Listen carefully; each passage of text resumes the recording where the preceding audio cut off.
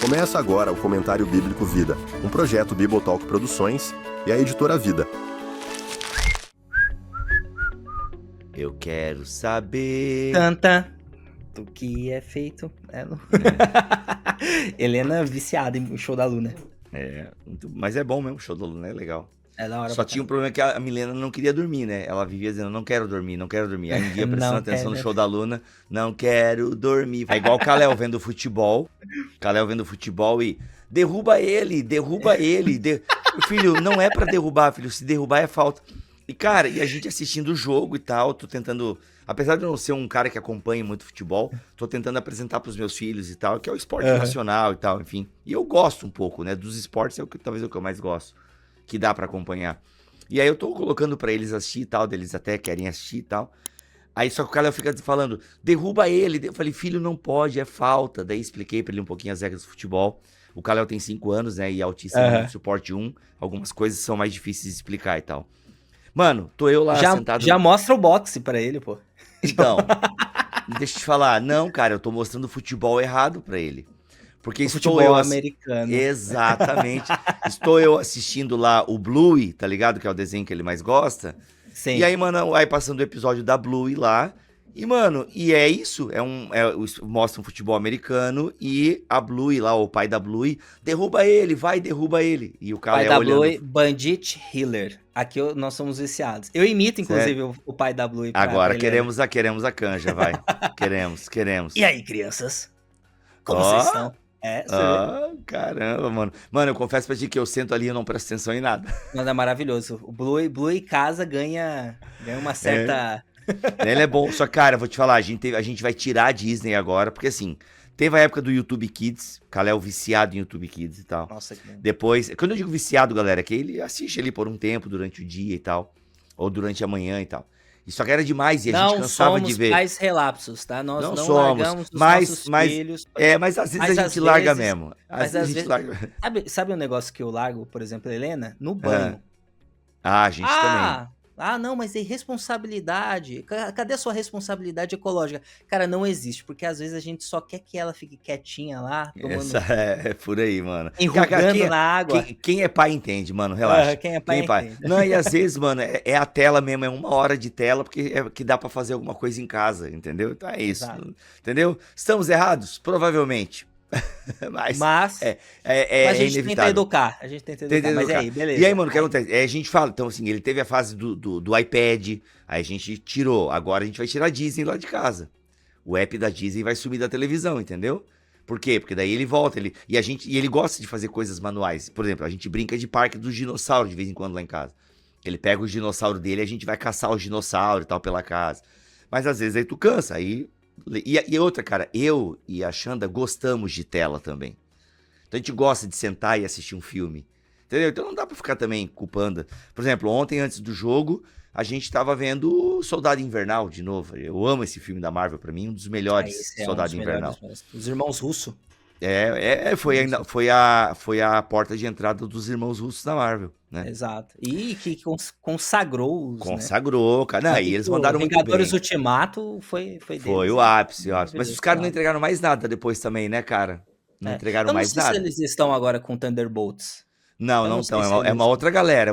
Mais outsider, assim, mas assim, galera envolvida com o Urso, envolvido com a série Treta. Tem uma galera muito competente. A galera tinha 24. A 24. Tem uma galera muito boa envolvida em Thunderbolts. Eu tô pensando em ver amanhã, enfim. Mano, eu vou esperar sair no streaming. Cara, eles fizeram outro filme com o Ryan Gosling e o Chris Evans, que é o Agente Oculto. Que, assim, cara, é legalzinho, mas é um filme que passa.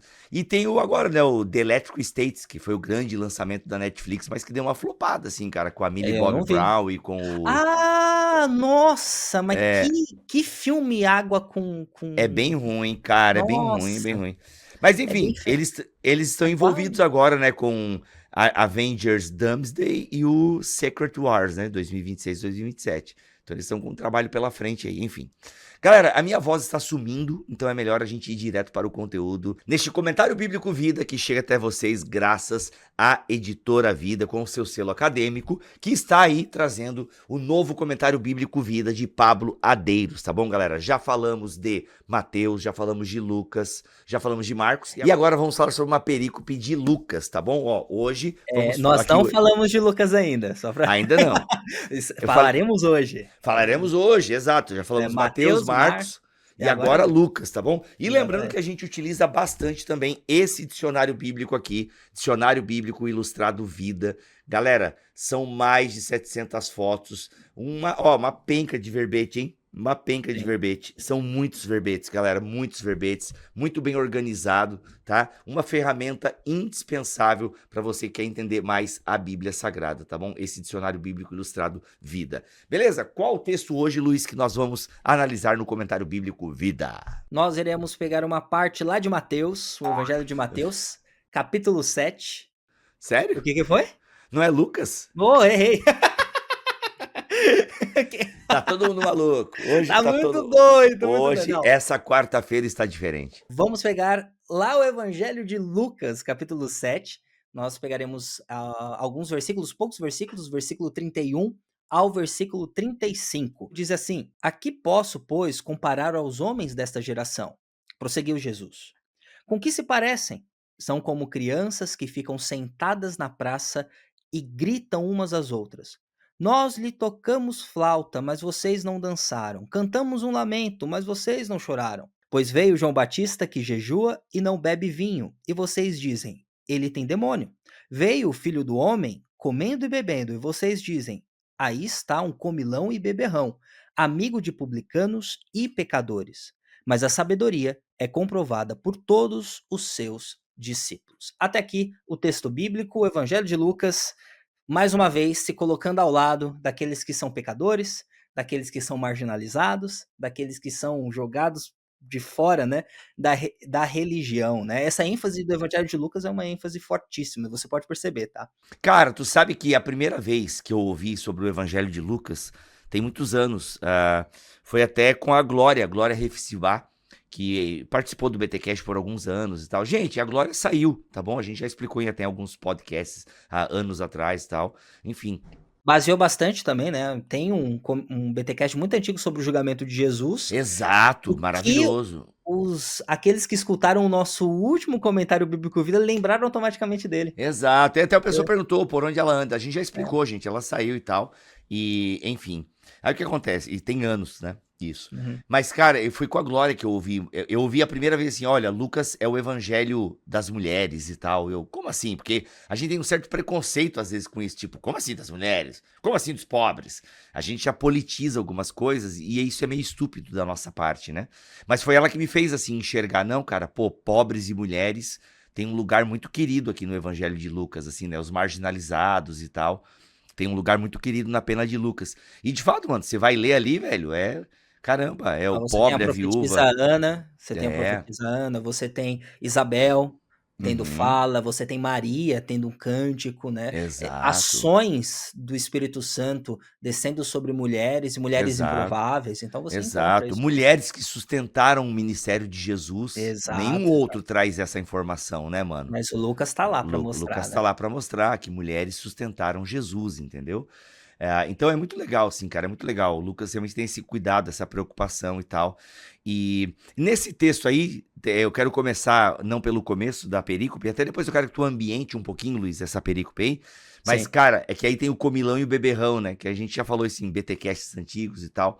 Mas como esse xingamento, ou essa crítica, ou essa acusação contra Jesus, ela demonstra um aspecto de Jesus muito legal, cara. Muito legal, entendeu? Nós sabemos que Jesus não pecou, né? A nossa teologia, ela defende isso, essa impecabilidade de Cristo. Cristo não pecou, ele não cometeu nenhum pecado. E, obviamente, que ele não era um comilão e um beberrão. Ele não praticou o pecado da glutonaria ou da embriaguez, que a gente saiba, né? Uhum. Então, assim, mas os seus críticos o acusavam disso, né? De comilão e beberrão. Mas, velho, eu acho isso maravilhoso porque, né, partindo desse pressuposto teológico e cristológico que Cristo não pecou, essa acusação é infundada.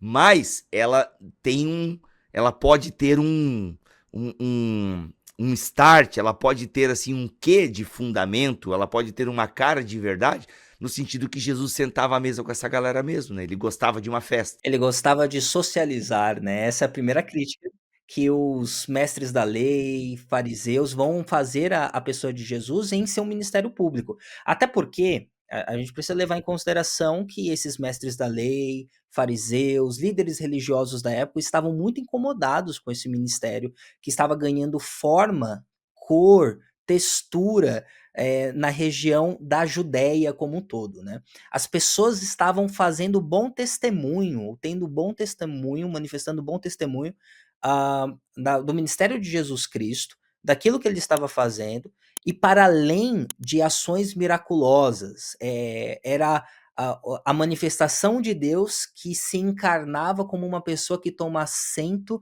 na mesma mesa ao qual ele curou, ao qual ele salvou, ao qual ele perdoou. Então, o caráter relacional que anteriormente, ou na mentalidade antiga, principalmente entre os judeus, só era manifestado pela figura do templo, do lugar do encontro de Deus para com a humanidade, está sendo agora estabelecido ali no ministério de Jesus, com o próprio Deus encarnado assentando-se à mesa.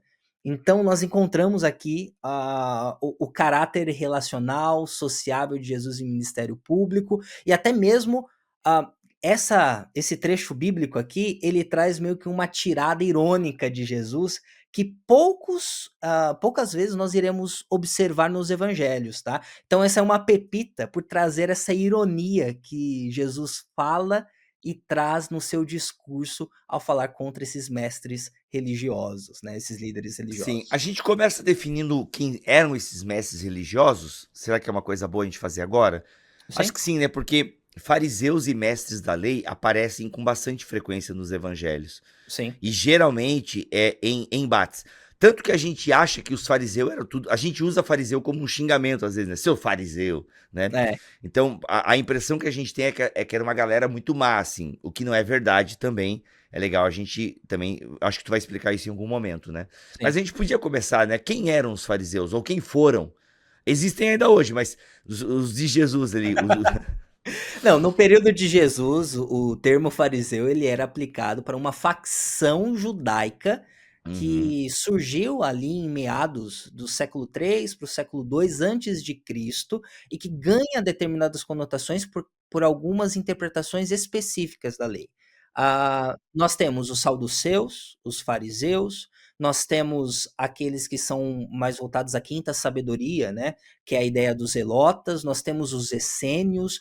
A gente às vezes olha para a Bíblia e quando observa todo o ministério público de Jesus e em todo lugar ao qual ele visitou, a gente acha que existe uma interpretação única a respeito do Antigo Testamento e que Jesus está falando contra um tipo específico de interpretação. Mas quando olhamos para o contexto histórico, cultural, nós vemos diversas interpretações surgindo a partir de determinados pressupostos. Nós tínhamos um grupo, chamado herodianos, né, eram judeus que defendiam Herodes e, ao defender Herodes, a sua interpretação bíblica era interpelida. Eu posso utilizar esse termo interpelida? Pode. Explica, mas pode. Então, era transpassada por uma defesa de governo, uma Uhum. defesa da figura herodiana, Ou seja, entendeu? quem usa a Bíblia para defender político são os herodianos. Exatamente, é um Uhum. grupo ao qual Jesus teve contato e um grupo que se levantou contra o ministério de Jesus, muito porque Jesus era uma ameaça nítida ao governo vigente. Então, a gente está falando, principalmente com a mensagem do reino de Deus, ou reino dos céus, que aparece bastante lá no Evangelho de Mateus. Mas quando Uhum. nós falamos dos fariseus, nós encontramos uma facção específica, com uma interpretação específica do texto bíblico, em que o seu olhar ele tem interpretações, mas que os fariseus, os saduceus, os mestres da lei, eles se reúnem para debater esse tipo de interpretação e colocar ou chegar a uma espécie de consenso. No mundo antigo era comum você ter escolas de interpretação, né? E dentro dos fariseus, eu acho que é a facção que mais possui escolas de interpretações da lei, principalmente da Torá, dos 5 primeiros livros da Bíblia, tá? Ó, inclusive até o termo fariseu é aqueles, né, os separados, tinha até um quê de piedoso, assim, então era uma galera. E vale lembrar que tem fariseus que sentaram à mesa com Jesus, né, galera? Tem fariseus que seguiram a Jesus. A gente tem que tomar muito cuidado. Inclusive no dicionário bíblico aqui, galera, tem uma tabela. Olha isso aqui, velho. Tem uma tabela mostrando, ó, o que é cada grupo, o que eles faziam, tá ligado? Muito legal essa tabela aqui no dicionário bíblico, tá? Para você realmente ter uma ideia bem panorâmica, mas ao mesmo tempo com muitos detalhes de quem eram os fariseus e tal, tá? Eles tinham uma teologia muito boa, inclusive, em boa medida, assim, a teologia dos fariseus. Era uma teologia boa. De interpretação da Torá era vasta, né? Em alguns casos, a gente poderia até dizer a respeito, comparando com os autores do Novo Testamento, não necessariamente era boa, porque eles não encontraram em Cristo Jesus a revelação completa, mas eles tinham uma produção literária vastíssima, ao ponto de quase criarem uma própria escolástica, para você ter uma ideia, né? Tanto fariseus, saduceus, mestres da lei, ali no Sinédrio havia um lugar, um departamento específico, onde as pessoas poderiam sentar e entrar em determinados grupos de estudos para falar a respeito de temas concernentes ao Antigo Testamento, né? E aí você vai desde considerações a respeito das profecias, a salmos, as observações e aplicações práticas para a questão de sabedoria, e tudo isso em reuniões no Sinédrio, quando eles iam debater a respeito da lei, as escolas colocavam as suas interpretações à prova, eram lapidados e depois eles chegavam a um determinado consenso. Tem coisas que eles não chegaram a um determinado consenso, mas tinham, né? Mas existia isso. Então, nós estamos falando desse grupo específico ali, fazendo essa acusação a respeito do ministério de Jesus. Vamos lá, qual é a acusação e qual é a defesa de Jesus? Bora. Vamos lá. Vamos pegar um pouquinho do contexto do texto? Agora, vai. Se você voltar lá ao versículo 18 e observar o contexto do texto, verá que alguns discípulos de João Batista, aquele que batizava no Jordão, vão ao encontro de Jesus e a partir dali eles questionam porque João Batista havia enviado, a respeito da fidelidade ou da veracidade do ministério de Cristo. E Cristo acaba respondendo que sim, existe, pode dizer para eles, ó, coisa linda, coisa boa, o reino de Deus está sendo manifestado aqui e tudo mais, mas não apenas isso. Jesus, ele eleva a pessoa de João Batista, dizendo que nascido entre mulheres, né, dos nascidos entre mulheres, não haveria alguém maior do que João. E para além disso, ele fala que, ó, todo aquele que for servo será maior do que João. Então ele já está fazendo uma tensão ali entre João veio aqui, ele tem um ministério muito importante, e aqueles que querem ser maiores do que João terão que servir. Então ele já está fazendo uma aplicação para os seus discípulos que só entenderiam isso depois da ressurreição de Cristo Jesus. Mas nós encontramos aqui o caráter do ministério de Jesus sendo questionado, ele respondendo, e quando o próprio Jesus fala isso, alguns que estão ouvindo do público, que eram publicanos, e alguns, provavelmente gentios que haviam, sim, se arrependido, adoram a Deus, louvam ao Senhor, enquanto os fariseus e os mestres da lei não fazem isso, muito pelo contrário, acusam Jesus de comilão e beberrão. E aí Jesus pega e devolve daquele jeito, né? E aí ele vai fazer uma parábola, vai explicar uma parábola para dizer, ó, essa geração, esses responsáveis por interpretar a Bíblia, e aí a gente está falando do contexto da Bíblia que eles tinham, o Antigo Testamento, principalmente a Torá, eles não passam de crianças assentadas com birra. O que isso quer dizer? É que no mundo antigo, crianças brincavam. É muito, muito interessante a gente até pensar que tipo, Jesus encarnado, ao crescer, brincava, tinha os jogos da época, e você pode, inclusive, pegar no dicionário bíblico, vida, tem um verbete só sobre as brincadeiras da época de Jesus. Então você tem é bem legal mesmo. Então você tem, no contexto antigo, o ato de levantar-se para brincar e sentar-se para deixar de brincar. Mas nesse caso especificamente falando, Jesus está dizendo que aquelas crianças, elas estão meio que querendo mandar na brincadeira. Elas estão querendo ditar, dar as ordens. Ô Bibo, eu não sei se criança é tudo igual em tudo quanto é lugar, né? Não sei em Joinville. Geralmente. Mas sabe quando você ia pra rua e tinha um vizinho que era o dono da bola? Opa! E vocês iam jogar bola, só que aí alguma coisa acontecia, o time dele estava perdendo, aí ele pegava a bola e falava: "Ninguém mais vai brincar", e entrava pra casa, enquanto o restante ficava e arrumava uma outra brincadeira? Acontecia, mano, acontecia muito. Inclusive, às vezes eu queria ser o dono da bola, já fui o dono da bola, porque Ah, senão você ninguém. era Não, esse? não, mas não, eu era. Olha! Não, mas olha só, eu era mais solidário. Eu era o dono da bola, uma vez eu ganhei uma bola muito boa de aniversário, cara, muito boa. E tinha um baita campinho pra jogar futebol de areia. Como é que faz futebol? Society? Não. Futebol de areia. Não, Eu futebol de chamo areia, mas tem o nome, esqueci o nome agora. Gente, qual é o nome de futebol de areia? Suíte, eu não sei, Society, eu esqueci agora. jogava na rua, era no asfalto Suíço, mesmo. futebol suíço, acho que é esse o nome. Enfim. Suíço?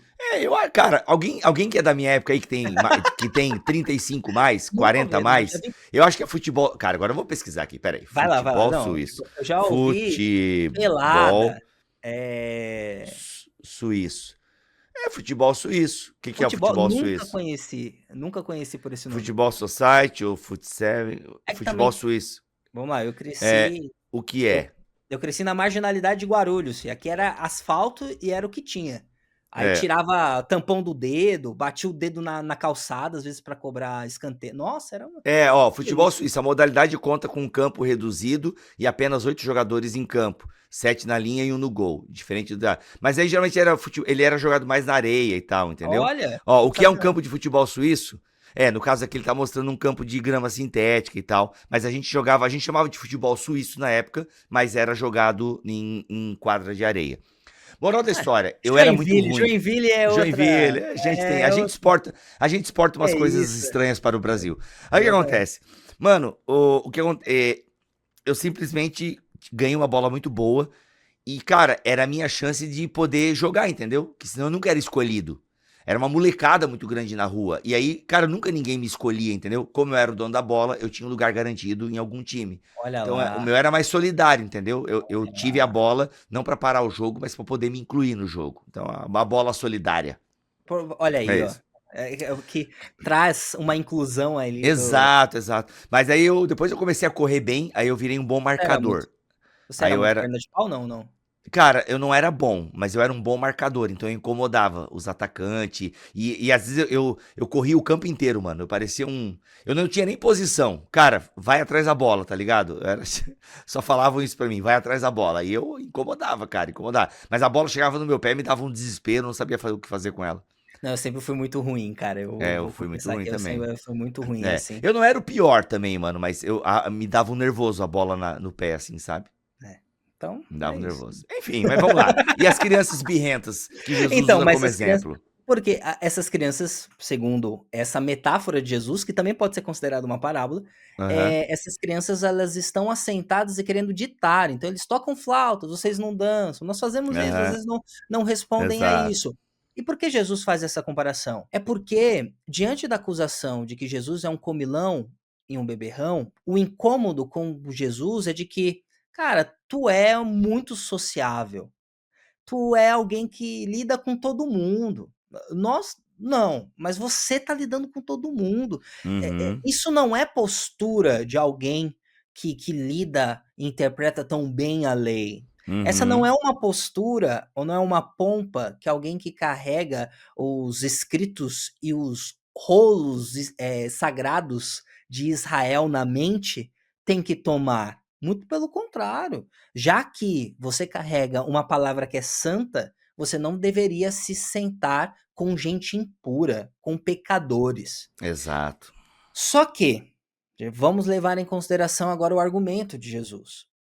Quando Jesus fala isso, ele fala em um contexto em que ele acabou de relembrar da figura de um profeta. né?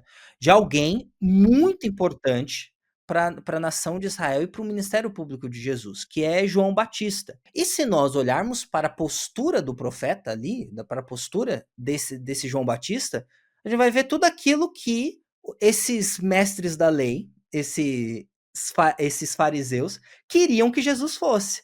Alguém que fosse comprometido com a causa, alguém que se separasse, que fosse alguém extremamente separado, alguém que fosse, inclusive, sério em sua conduta, tudo aquilo que João Batista era. Né? A gente geralmente tende a pegar o João Batista como uma figura de maluco, né? Porque ele comia gafanhotos, vestia-se de pelos de camelo e tudo mais. Mas João Batista, muito pelo contrário, ele não era necessariamente um maluco. Ele era alguém extremista, radical, sério demais para com a causa a qual ele defendia. Por isso que ele é um dos grandes profetas do Novo Testamento. Aqui nós encontramos tudo aquilo, não tem a pompa de estar no meio do sinédrio, não tem a pompa de ficar discutindo, mas existe uma seriedade radical por parte desse personagem. E aí Jesus vai lá e debate de maneira muito clara.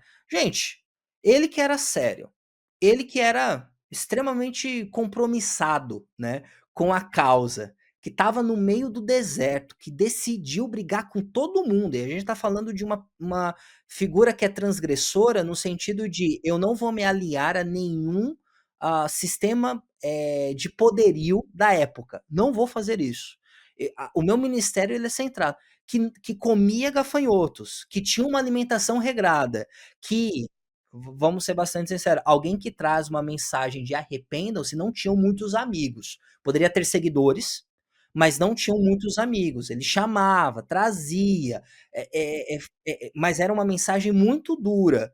Vocês começaram a chamar ele de maluco do deserto. Eu que sou sociável, eu que estou na mesa, eu que estou nos grandes centros também, eu que estou fazendo meu ministério público, vocês estão me chamando de uma pessoa que não é compromissado com a causa, o que vocês querem? Nada Boa. mais é do que criticar. Nada mais é do que criticar. Clássico. Por falar nisso, o Pablo Deiros traz aqui no comentário dele do Evangelho de Lucas, tá bom? Os pecados, né? Os pecados dos fariseus, né? Que era um grupo piedoso, comprometido com a lei, aquela coisa toda, mas também tinha os seus pecados evidentes, inclusive muitos que Jesus, inclusive ao longo dos evangelhos, vai batendo e a gente consegue aqui. Mas olha só, viviam julgando o pecado alheio, uma característica dos fariseus, né? Que você falou, e nessa conversa com Jesus está muito claro. Estavam cheios de cobiça e de maldade. Ô, galerinha cobiçosa. Uma invejinha de Jesus e tal, entendeu? Cobiçando a autoridade de Jesus, a popularidade. Exato. E no fundo, cara, negligenciavam a justiça e o amor de Deus. Ou seja, é o clássico teólogo, né? Os fariseus eram os clássicos teólogos frios. Exatamente isso, né? Gente, galera... Ó, vou falar aqui, eu sou da Igreja Presbiteriana do Brasil, tá? Me desculpem por isso. Mas... é uma brincadeira. Mas quieto. Os presbiterianos, geralmente, eles são reconhecidos por serem pessoas que não sorriem muito, não brincam muito, né? E assim, popularmente falando, são sérios e tudo mais. Parece que sorriso é um grande problema dentro do presbiterianismo, né? Mas por que isso? Porque convenciona-se a figura de que também são pessoas muito ligadas a uma interpretação bíblica, a uma boa interpretação bíblica, uma interpretação bíblica que possa ser séria. Enquanto tem muita... E a gente precisa falar aqui, né? O mundo evangélico vai dos extremos, né? Da seriedade radical e absoluta, até mesmo aquilo que nós encontramos como chacotas no reino de Deus como um todo. Então, encontrar esse equilíbrio realmente é algo muito difícil e geralmente você vai caminhar de um lado para o outro. Só que, quando nós falamos do contexto presbiteriano, eu sempre lembro da irmã Nora, que faz parte lá da igreja presbiteriana Getsemane, onde eu trabalhei lá durante um determinado tempo, e ela é irmã e prima de vários pastores presbiterianos. E são pastores presbiterianos extremamente brincalhões. o que é uma certa parece ser uma contradição, Mas, por incrível que pareça, boa parte deles são envolvidos com missões. E aí é onde a gente fala do seu comentário, que são os teólogos. Gente que é envolvida com gente que está se assentando à mesa com os outros, pecadores, gente completamente contrárias, e não apenas com livros, com um monte de livros que nós temos aqui, tendem a entender que a vida pode ser mais leve. Jesus era Exato, esse tipo de pessoa. exato. Não pode falar. Não, eu ia falar assim, galera, eu não tô criticando todos os teólogos. Nós dois somos teólogos, né? Aliás, você é um Também. teólogo. Aham. A gente está dizendo que é um grande perigo da teologia. Inclusive, o Deiros traz aqui como um dos pecados dos mestres da lei, que é essa arrogância teológica que eles tinham de se acharem os detentores da verdade bíblica. E esse é um Exato. pecado que às vezes comete, né? Presbiterianos, luteranos, pentecostais, toda a linha teológica, ela pode ter esse grupo arrogante que acha que não, nós detemos o conhecimento verdadeiro, o conhecimento sobre Deus, é a nossa linha teológica, ou seja, uma verdadeira idolatria da doutrina, né? Isso é bem perigoso. Exatamente. E além de ser muito perigoso, não gera vida e a vida como Jesus gostaria que nós vivêssemos enquanto ele viveu em seu ministério público, né. Levar-se muito a sério, em determinados momentos, só te torna em um chato inútil, e não em um servo sorridente. E é essa a tônica desse texto. Vocês estão aqui querendo falar como nós devemos viver a vida. Aí vem um e se aproxima de um jeito. E aí vocês vão lá e o criticam. Eu estou aqui fazendo de um outro jeito, de uma outra forma. Vocês estão criticando. O que vocês querem? Vocês só querem que nós sigamos as suas regras. Vocês só querem que nós sigamos o seu modo de pensar, o seu modo de agir. Quando quando nós olhamos para as missões ao qual o apóstolo Paulo ele encara no mundo gentílico, você verá a constituição de determinadas comunidades muito diferentes umas das outras, porque as pessoas são mais complexas. As pessoas elas são diferentes umas das outras. E aonde publicanos e pecadores estavam? À mesa. Qual era a missão de Jesus? Pelo Evangelho de Lucas, existe uma ênfase ali no mundo gentílico. Eu preciso estar onde eles estão, então eu vou. E aí, por isso que torna-se importante que nós não nos levemos a sério. Mas a gente pode continuar, Tem uma inclusive. coisa que o Deiros fala aqui, cara, porque assim, tu falou desse lance de leveza e tal, porque os fariseus e mestres da lei, por serem às vezes tão cegos pela sua linha teológica, pela sua religiosidade, eles olhavam tanto para o texto bíblico, né? Mas eles não reconheciam Jesus, né? Tipo, é muito impressionante, assim. Eles conheciam o texto bíblico, mas não ao ponto daquilo revelar que Cristo é o Messias, né? Ou melhor, que Jesus é o Messias. E aí, a galera fica se degladiando com pontos bem pequenos e tal, sobre o dízimo, disso ou daquilo e tal. Discussões inúteis, os fariseus e mestres da lei, diante da realidade da vida, né, da sacralidade do cotidiano, eles se perdiam em muitas coisas insignificantes. Aí o Deiros fala o seguinte, ó. No entanto, enquanto seus oponentes digladiavam por insignificâncias, coisas importantes estavam acontecendo sem que eles percebessem. O reino de Deus estava chegando e eles continuavam sentados, esperando para ver no que ia dar. Contudo, a sabedoria de Deus foi confirmada por aqueles que creram na mensagem de João ou na de Jesus. A sabedoria é comprovada por todos os seus discípulos. Tem sido justificada por todos os seus filhos. Muito provavelmente tratava-se de um provérbio cultural, como em 6,44. Toda árvore é reconhecida por seus frutos.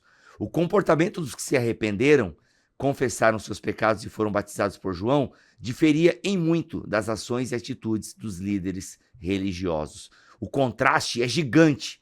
Os judeus costumavam usar a expressão idiomática seus filhos ou filhos de, típica do Antigo Testamento, como adjetivo para descrever uma pessoa. Jesus qualificou 2 dos seus discípulos, no caso Tiago e João, como filhos do trovão, para descrever o caráter de ambos. Não entendi essa parte que ele quis dizer aqui, mas tudo bem. Então, é porque o Filhos do Trovão também é uma brincadeira sobre o caráter desses 2 discípulos. Ah, E aí a entendi. gente pega o tom de ironia Olha e de aí. brincadeira de Jesus Cristo. Muito bom, Porque é muito bom. importante. E aí onde é importante? Porque Jesus Cristo também ele foi considerado como um profeta, porque ele disparava determinadas críticas, mas muitas críticas não eram tão contundentes assim. Algumas tinham um caráter de humor. Parábola também conta isso. E aqui é esse caso.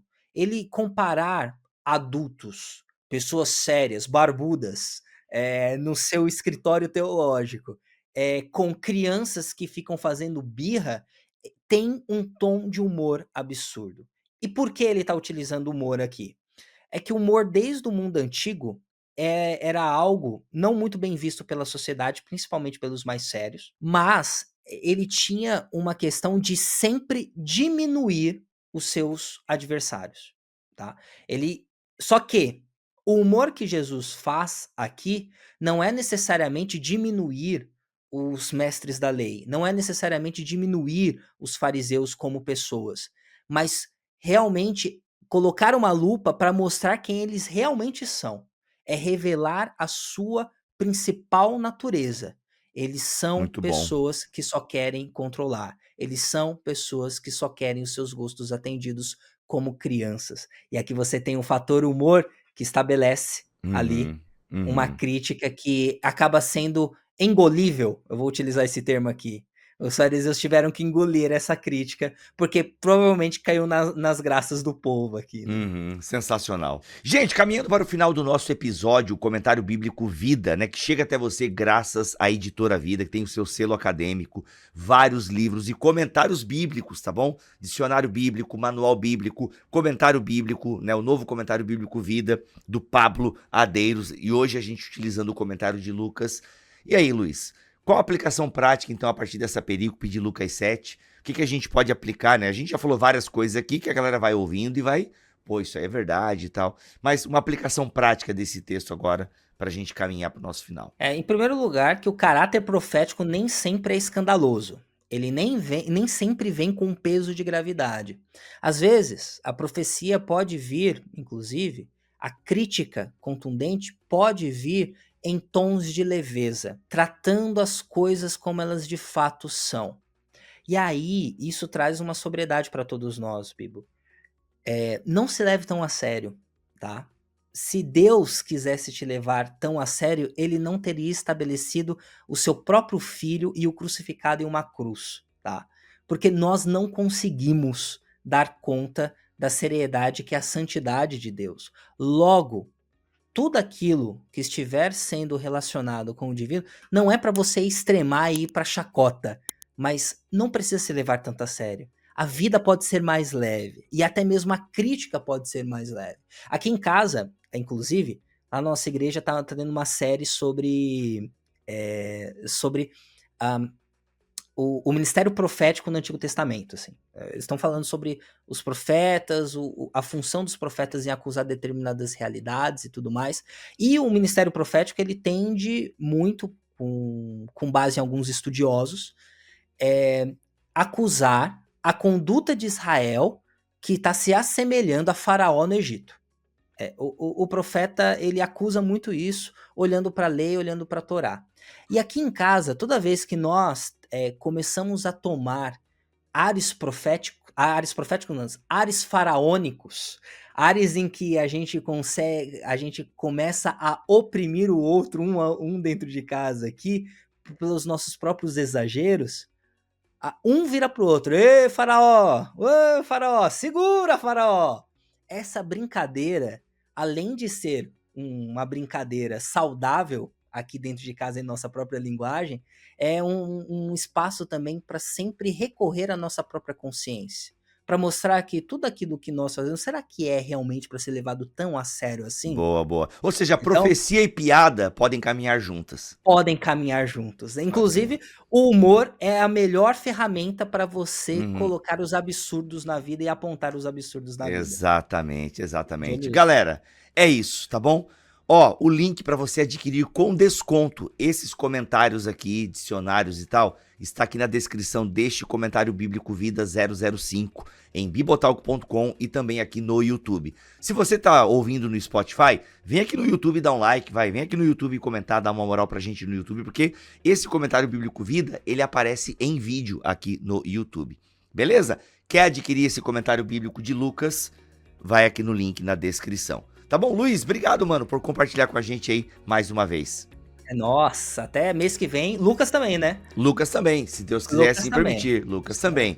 É isso, gente. Voltamos mês que vem com mais Comentário Bíblico Vida, mas terça-feira sempre tem BTcast e sexta-feira sempre tem o BT Papo. Fiquem todos na paz do Senhor Jesus. Valeu, gente.